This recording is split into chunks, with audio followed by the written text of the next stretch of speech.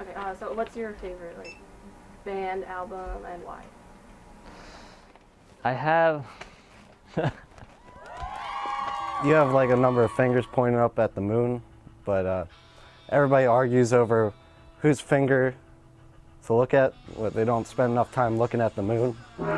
So that's what I think of like genres. Acoustic music, like guitars and indie rock. Sometimes I like listening to funk music because it's funny. EDM music, a little trance, a lot of club remixes. Folk music. Like hip hop, alternative, classic rock, oldies like Motown. Like a lot of Korean music. Punk, pop punk, some ska. Dubstep and electronic dance. How about your anime music? My anime music. There's like certain moods for different songs. Like I guess if I'm in a bad mood, I'll probably listen to Brand New because they're sad. I would listen to this music like late at night, just driving around. It sounded really nice. It's just like acoustic music. In between the difference of like indie rock and acoustic, like indie folk that you listen to,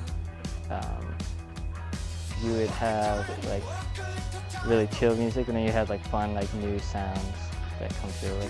I honestly, the dance in the music to me and the choreography is very important. When I listen to music, I literally like see it. My friends and I are like hanging out, we're like about to go out or something, we'll listen to like hip hop or trap or like something that's like upbeat and fun. I really like albums that every song off that album is good. Meaningful lyrics, unique sound. Maybe like Fairy Tale or Gundam. Most of it is just depending on if it's in a fighting scene in an anime. It's just like, for me, it's just so intense at that moment. And I was like, oh man, whenever I listen to it, it just gets me off fantasizing about like other world that probably like my boring life isn't. So about these bands, I like listening to stuff like Bon Iver or City in Color and Iron and Wine.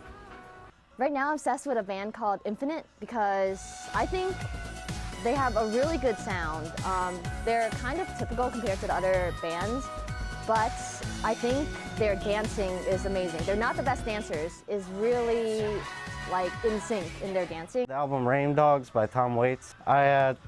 First time I listened to it, I listened to it again and again. And, you know, I listened to that same album 2 years later, 4 years later. It's a totally different album. No Use for a Name's Hard Rock Bottom is the name of the album.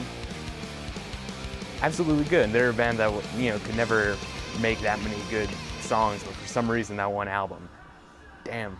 My favorite singers is Lee Sung-yeol, and he's in that group, and I just think he's amazing. I think he's super obnoxious, is what I really like about him. And he doesn't look like that at all. Like, when I was first introduced to the band, I thought he was really cool.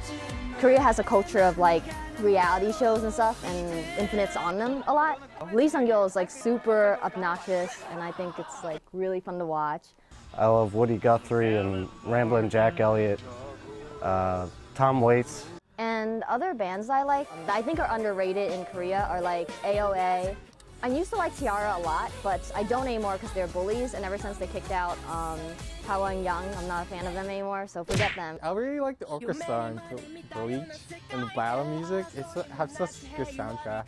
Hyuna, I really like her because she's kind of known as, it's kind of like sex salads kind of thing, and she's very sexual, and it's not really a style that I'm normally into, but I think she sells it really well, and I'm kind of obsessed with it. I think it's pretty great. I like Korean pop, who has a very unique sound because they're a girl band that emphasizes fun rather than sexuality. Like Zed or Virtual Riot, probably like Milkman. That's a funny name. I love Bruce Springsteen's music because he talks to me personally.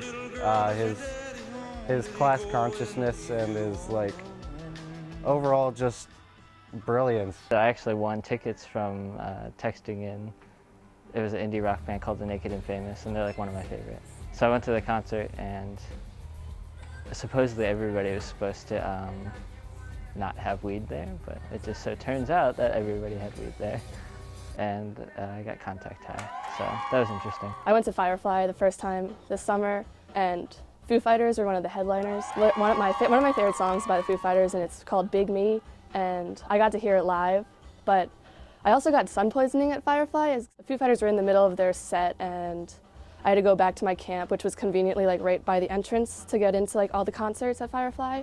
So I had to get a sweatshirt because I was freezing cold because my skin was like melting off. My best friend and I were walking back to the camp to get my sweatshirt, and they were starting to play Big Me, and I was like sad that I wasn't there like seeing them play it, but like I could still hear it like as I was walking back, and like, and I'm pretty sure no other musicians were playing at that time. Everybody was just at the Foo Fighters. It was just such an amazing experience. Like 40 or however many like thousands of people were there. We're just all there together enjoying it. And, like you could hear him sing it, and, like everybody sing it with him. So it was just probably one of the most awesome moments of my life.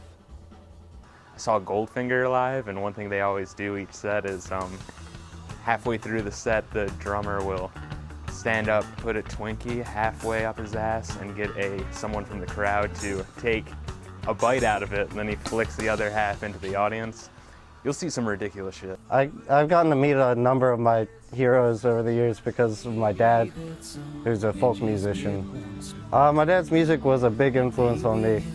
We were going to a premiere for a documentary that was coming out. It was the Greenwich Village documentary that they were all in together. And when I was in the green room, I did a little doodle of my dad on the whiteboard.